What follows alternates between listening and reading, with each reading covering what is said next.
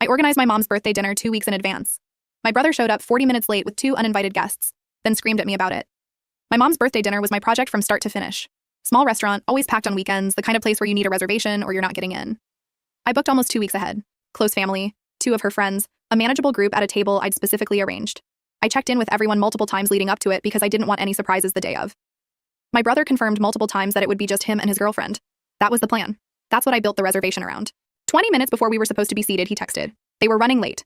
Also, could his girlfriend's sister and her boyfriend join because they were all already together? I want to pause on that reasoning for a moment. They were already together. As though the solution to being in the same place as someone is to bring them to an event they weren't invited to, at a packed restaurant with 20 minutes notice on a Saturday night. I told him probably not. That the restaurant barely had room as it was. I called to check and there was nothing they could do last minute without affecting other reservations. He showed up 40 minutes late, with all 3 of them. The host said they could possibly squeeze in 1 extra chair, not a second couple, 1 chair. My brother started screaming at me in the entrance of the restaurant in front of my mom and her friends and whoever else happened to be nearby, saying I should have changed the reservation when he texted. I told him I had tried and there was nothing available on a Saturday night at that hour. He kept going. Said I had embarrassed him in front of his girlfriend's family, that they had to leave and find somewhere else to eat and it was my fault.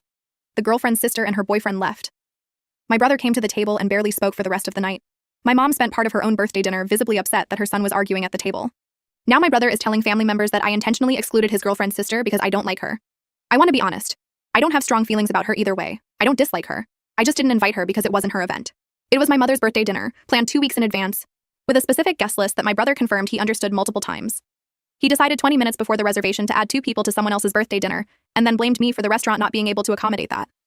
I've asked myself whether I could have tried harder, whether there was some call I didn't make or some option I didn't explore. But here's where I keep landing. I planned this for 2 weeks.